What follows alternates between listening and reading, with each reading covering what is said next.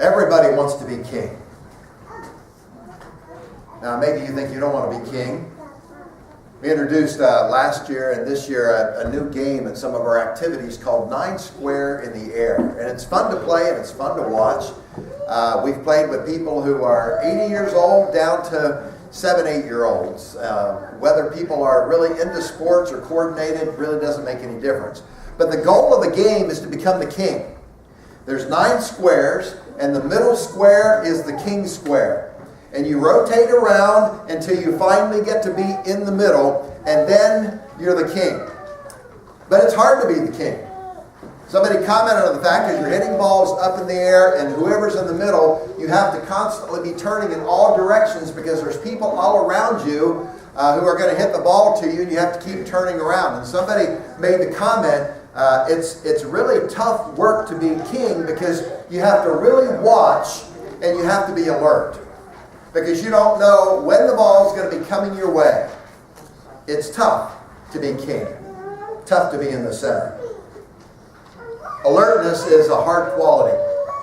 We're looking at building godly character. And these are the different characteristics that we have seen so far. Last Sunday we talked about endurance.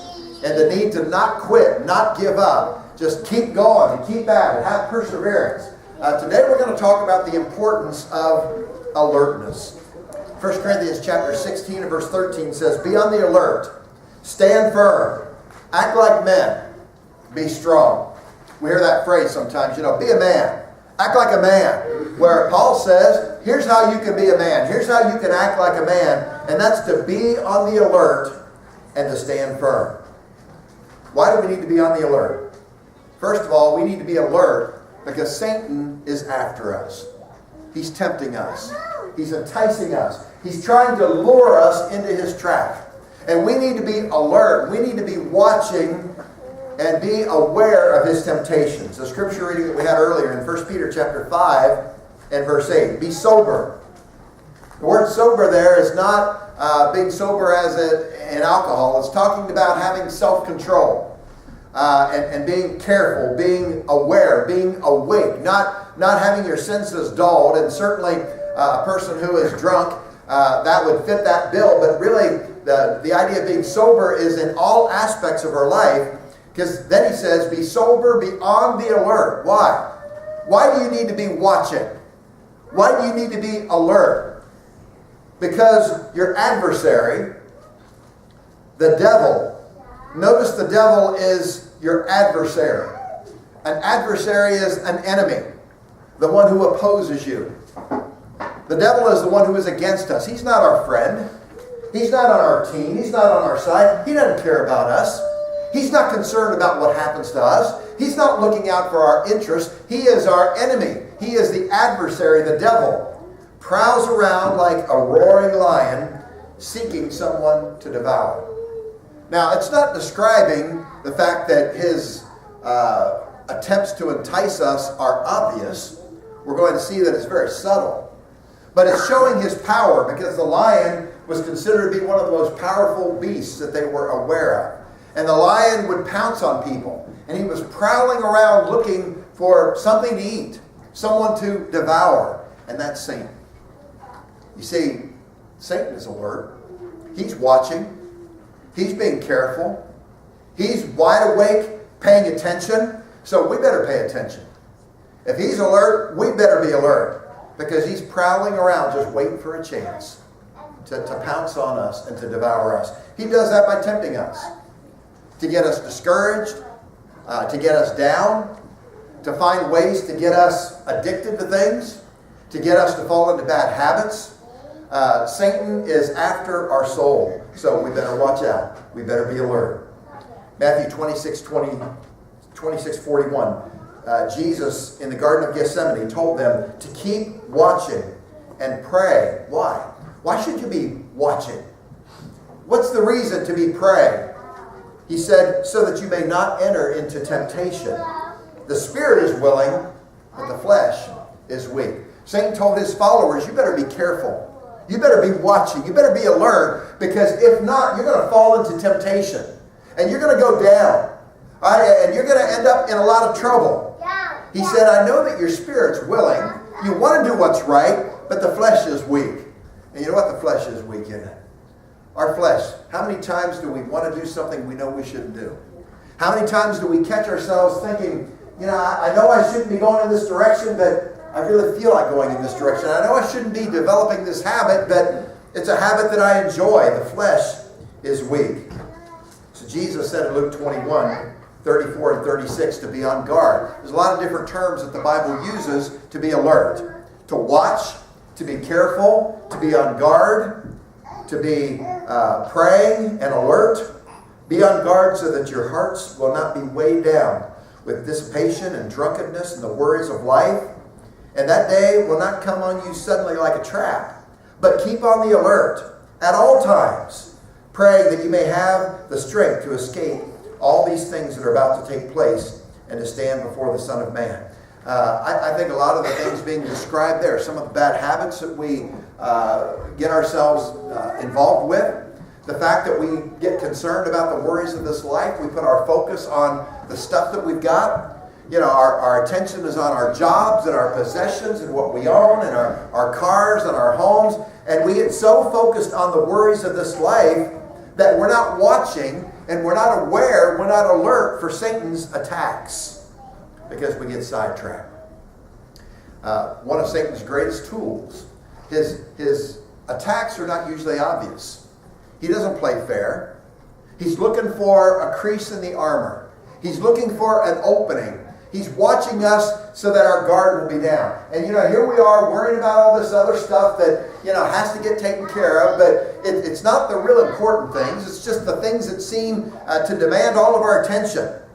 And we get focused on them. And he looks for an opening and he finds it. Watch out. Sometimes his attacks come through other people. Sometimes his enticements, his temptations are because of the people that were around. Matthew chapter 16 and verse 6, Jesus said to them, watch out.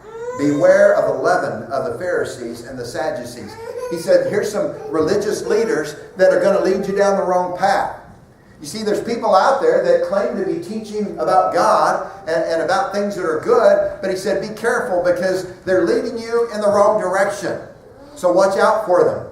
There are false teachers. He said, be careful of where they're taking you. We constantly tell people, you know what, don't take my word for anything. You don't follow me. Don't put your trust in me. I'm a human being. I can fall. I can fail. I'm going to mess up. I'm going to disappoint. I'm not always everything that I would like to be and that I need to be. I don't practice everything that I preach. So if your trust and your faith is in me, you're going to end up really disappointed. But we can trust God. And we can count on His Word. He's not going to lead us astray. Whether we intentionally or unintentionally, teach something we shouldn't teach, that won't happen with God. So put your faith in His Word. Put your trust in Him and in Jesus. Because sometimes Satan entices people away from the truth by, having them hear maybe a person's a good speaker and they have a lot of interesting things to say, but you're not really paying attention. You're not checking it out in scriptures to make sure that it's accurate. So be careful. Sometimes we get enticed by the friends that we have, by the people that we hang out with.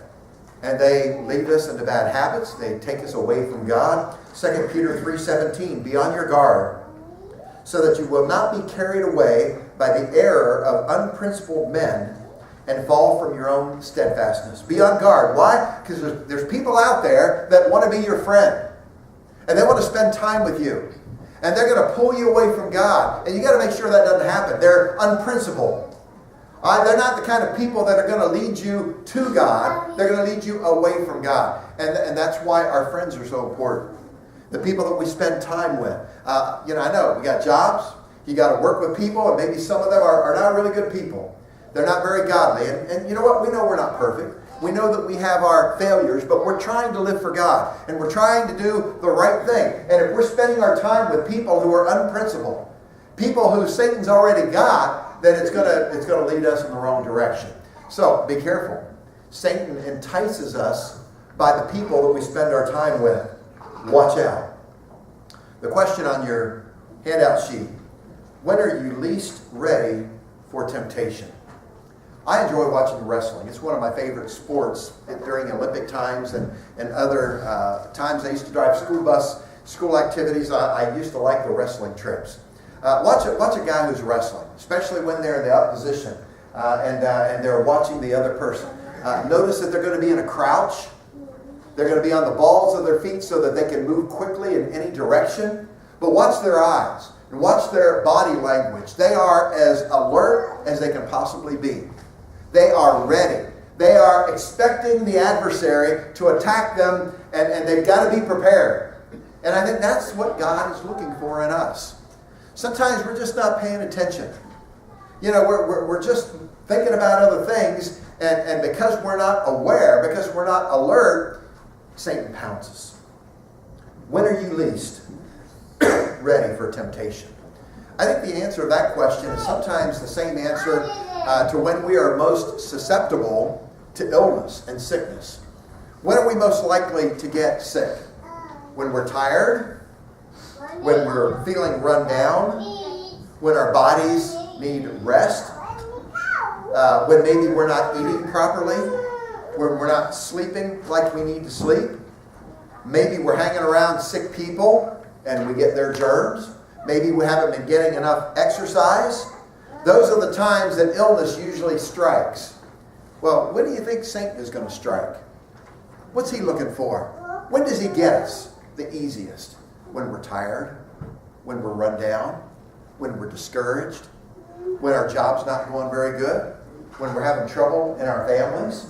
When we're struggling with bad habits that, we're struggling with the language that we use, and we're fighting with, lying and stealing and all kind of things that we're being tempted with, and we get run down when we're not getting exercise, when we're not spiritually out there being involved, when we're just kind of complacent and sitting back and watching everybody else being involved, when we hang around sick people. We hang around people that are playing around with sin and we get pulled into whatever it is they're messing around with. That's when we end up in trouble. Same thing happens. We need to be alert. We need to be aware because Satan is not going to let down. He's not going to give up. He's just waiting for the next opportunity. You may think things are going pretty good in your life. He's just sitting back and waiting for you to let your guard down before he attacks. Be on the alert. Be careful. Realize that, it's hard. It's hard to resist. But we can be alert when we want to be. We hear excuses from people. Oh, man, I have just such a bad family life. I really can't help it when I get discouraged and when I got problems and things happening. Or I work with a bunch of really rough people, or my neighborhood where I live, there's just so many bad people living in this area, and I really can't help it. There's nothing I can do. I can't resist that because I grew up with alcoholic parents and it's just, I can't do anything about it. But we can be alert when we want to be. You know what? If you're having a conversation with somebody and you really care about this person, it's amazing how alert we can be when we choose to be. You watch kids playing video games, tell me you can't be alert. Like parents will say, man, I can't get them to do anything. They have to tell them 20 times. Man, they can be focused and alert when you're doing something you really enjoy doing. I think of people who like to read books, or if you like to watch movies, you can have your brain glued in on a movie and not miss anything. We can be alert when we want to be alert. So I don't know what you like to do, but I guarantee you that being alert is something we choose to be or not to be. We have no excuses to say to God, I can't help it. It's not my fault. Yes, I yielded to temptation and I gave in, but there was nothing I could do about it. God says, you be alert. You be watching. You be aware of what's going on. Number 2, we need to be alert when Satan tempts. Number 2, we need to be alert in helping Christians who are going through tough times. All around us, there are Christians who struggle. Sometimes we're not aware of their struggles. We may not know that somebody's sick. We may not be aware of the fact that somebody is just having a real hard time. Maybe they're battling with an addiction and we just don't know about it. That's one of the reasons why it's important that we know each other well enough so we can help each other through tough times. Because you know what? If I'm hurting and you don't know that I'm hurting, how can you help me? If I'm not feeling good, if I'm battling with something that I'm giving into and I'm falling into a temptation and nobody knows about it, how can I expect to have any help? Because all of us struggle. There's not anybody here this morning that at some point you're not battling with something. You're not having a tough time with something. It could be depression. It could be struggles in your relationships. It could be difficulty controlling our thoughts, lust, pornography. I mean, there are so many ways that Satan hits that we better watch out. Luke 17:3. Be on your guard. Watch out. If your brother sins, rebuke him. If he repents, forgive him. You see, if you see a brother who's falling, they may not even know they're doing something wrong. It's our job to make sure we help. How can we do that? We better be alert. If I'm not watching, if I'm not careful, we're not talking about policing each other. We're not talking about getting in everybody else's business and being a busybody. But if I love somebody and if I care about somebody and they fall down, I want to help them get up. I want to help get them back on their feet again. And as brothers and sisters, we ought to want to do that for each other. If you go down, I want to help you get up. If I fall, I want you to give me a hand getting back on my feet. But we're going to have to be on guard. We're going to have to be alert. Ephesians 6:18. With all prayer and petition, pray at all times in the Spirit. And with this in view, be on the alert with all perseverance and petition for all the saints. That's Christians. He said, you be praying for all Christians and you be alert. And with perseverance, pray for them. You're going to have to be alert. I hope that we pray for people every day. If you hear of somebody that's going through a hard time, they're suffering, they're sick, they've had a death in their family, they're battling with something at work, maybe they're having financial troubles, that we would be praying for them all the time. But we won't do that if we're not alert, if we're not aware, if we're not watching. Pray for them by name.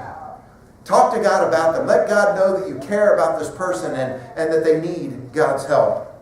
Praying for other people will help us to keep alert for their struggles. You know, if someone shares a need that they have in their life, they're having trouble in school, having trouble with their boss, and they share that need, when you pray for that person, then you're going to be alert to watching and being more aware of times you can reach out and you can help them. So be alert for the needs of Christians who are going through struggles. Finally, number 3, we need to be alert for the return of Jesus. You see, Jesus is coming back.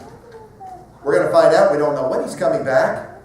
We can't get it all figured out. It'd be kind of nice to know, because then a lot of people, if they knew exactly when, they would just live for the devil until that time came, and then they would get right with God real quick. That's one reason that Jesus said, you don't know when it's going to happen. Matthew chapter 24, verse 42. Therefore be on the alert. Why? For you do not know which day your Lord is coming. So you better get ready. You better be alert. Jesus is going to come back. He is going to return to take his people home. And so you need to be alert, because you don't know when that day is going to be. Now, I'm aware of the fact that many honest, sincere people felt like they've been able to figure this out. Up to this point in time, every date that has been picked has been wrong. There have been people who have spent their lives trying to figure out when Jesus is going to come back. You can go to a Christian bookstore. One of the largest sections of the Christian bookstore is going to be books written by people who are trying to determine the date of Jesus' return, when he's going to come back. And you know what? All the dates that have been picked, there have been people who have sold everything they own and gone up onto a rooftop to wait because that was the night he was going to come back. Only to find out they're going to have to come back the next morning. They got no house, they got no car, they got nothing, because they sold it all. I'm not making fun of people. I'm just saying we don't know when that day is going to be. So you better live every day. We need to live as if this is going to be the day. Be on the alert, therefore, for you don't know the day that your Lord is coming. Verse 44. For this reason, you also must be ready. For the Son of Man is coming at an hour when you do not think he will. So number 1, we don't know what day he's coming. Number 2, if somebody decides and picks the date that they say that's going to be the day, we know it's not going to be that day. Because he said he's going to come at a time when you don't think he's coming. That's one thing you can rest assured of. When religious groups pick the day and say this is it, that's not going to be the day it's going to happen. Because the day Jesus is coming back is going to be a day that not only do we not know the day, he said he's coming at an hour when you do not think he's coming. Mark chapter 13. Listen to how many times Jesus tells us to stay alert. Mark chapter 13, beginning in verse 32. But of that day or hour, no one knows, not even the angels of heaven, nor the Son, but the Father alone. Jesus said, I don't even know when that date's going to be. So what do? Take heed. Keep on the alert. Number one, there it is. Keep on the alert, for you do not know when the appointed time will come. Don't know when it's going to happen, so he says, you better stay alert. Verse 34. It is like a man away on a journey, who upon leaving his house and putting his slaves in charge, assigning each one of them their tasks, also commanded the doorkeeper to do what? To stay on the alert. Why? This guy's going on a trip. He tells all the servants, I'm going away. I'm going to be gone for a while. Doorkeeper, you better be ready. Why? Because you don't know when I'm coming back. You don't know what day I'm going to be coming back through that door. And you know what? If you're all sitting around being lazy and not doing what you're supposed to do, you're going to be in trouble. So you better be on the alert. Kind of like when, our parents would leave when we were kids. And we'd say, well, what time are you going to be back in? And they say, well, when we get back. When we come back. Well, what time will that be? And there were times they would say, well, you don't know when I'm coming back, do you? I'm not going to tell you, because you know what? I can walk through that door at any point. And if there's a party going on, or if there's something happening here that's not supposed to be happening, heads are going to roll. Because we didn't know when they were coming back. Jesus said, that's the way it's going to be for the second coming. I'm going to come back, and you better be ready, because you don't know when it is. So there's the next alert, verse 35. Therefore, be on the alert, for you do not know when the master of the house is coming, whether in the evening, at midnight, or when the rooster crows, or in the morning. It could be any time of the day, any day. Better be on the alert, because you don't know what's going to happen. In this case, he might come suddenly and find you asleep. What I say to you all, be on the alert. 4 times. Jesus said, you better be on the alert. We don't know when he's coming. He is coming. We just don't know when. So we need to be ready, be prepared. Why is it that we need to be alert for Satan's attacks? Why do we need to be aware? Why do we need to be watching? Because Satan is crafty. He's smart. He's intelligent. He's waiting for an opportunity. He's looking for a weakness that gets exposed. He knows what he's doing. We better be alert, because he is. The question is, am I ready when he attacks? When Satan comes after me, do I see it coming? Do I see the temptation? Am I going to be able to resist and yield not? Are you ready for Jesus' return? I believe that so many people in the religious world are so focused in trying to figure out when he's going to come back that they aren't ready for him to come back. Wouldn't it be sad for somebody to spend their whole life trying to figure out what days Jesus is going to return and then not living their life in preparation for his return? It's more important that we're prepared. We don't know when Jesus is going to come, but the important thing is to be ready and to be alert at all times. Because you know what? If he finds us sleeping, if he finds us doing something that we shouldn't do, we know the trouble is going to follow. So the question we ask is, are you ready? Are you prepared? Someone told me at one point, and I got to admit to you, I've not always done this, but it's good advice. If we lived every day as if this were the day Jesus was going to return, we have nothing to worry about, do we? We have nothing to be concerned about. If I live today thinking that Jesus is likely going to come back today, and if I live like I knew that was going to happen, you know what? I wouldn't be in any trouble at all, would I? If he gave us in the Bible a date, I guarantee you on that day, I'd be ready. And I'd be living right, and I'd be behaving myself, and I'd be doing the things I'm supposed to do if I knew he was coming that day. So what I got to do is live every day as if this is the day. You know what? We may die before Jesus returns. That's the second option. And we don't know that day either. We don't know what day we're going to leave this earth. One of those two choices is going to determine our eternity. Either we're going to die or Jesus is going to come back. And for both of those days, we have no way of knowing when that day is going to come. The question that we're going to ask now as we sing this song is, are you ready? Because you know what? It's going to be a great day for those who love the Lord.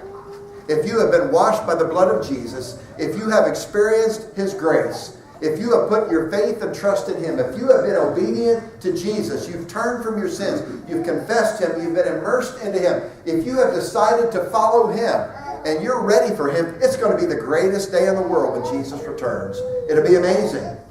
It's going to be a bright day to those that love the Lord. But verse 3 says it's going to be a sad day for some. As a matter of fact, for most people, Jesus said it's going to be a sad day. For those who are not ready, for those who are not prepared, it's my prayer that's not going to be us. Yes, we struggle. We have problems. We're weak. We give in at times. But let's be alert. Let's be ready. Let's make sure that it's a great day coming. If you're not right with God, we want to encourage you. Think about your spiritual life. Are you ready? If this were the day that Jesus were to come back, are you ready to meet Him? If not, you need to make choices. You need to make some decisions. You need to take some action. Make sure that you're alert and you're ready for Him to come back. Let's stand and encourage one another together. 674. You need to respond.